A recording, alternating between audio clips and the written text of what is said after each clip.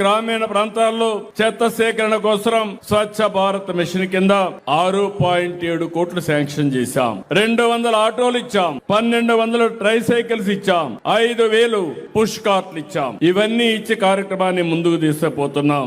ఇంకొక పక్క పరిశుభ్రత డ్రైవ్ ని పోయిన సంవత్సరం నుంచే ప్రారంభించాం. రాష్ట్రం మొత్తం మీరు ఒకసారి చూస్తే గడచిన ప్రభుత్వం 105 లక్షల మెట్రిక్ టన్నులు చెత్తని పట్టణాల్లో వదిలేసి వెళ్లిపోయారు. చెత్త ఉంటే ఏమవుతుందో మీరు ఒకసారి చూడండి. ఆ చెత్త ఒడ్లో పడిపోయి పెద్ద పెద్ద గుట్టలుగా తయారైపోయి వర్షం పడితే ఆ వర్షం అంతా అక్కడే ఇంకి ఆ నీళ్లు భూగర్భ జలాలుగా కలుషితం అయిపోయి ఆ నీళ్లే మనం తాగే పరిస్థితికి వచ్చాం.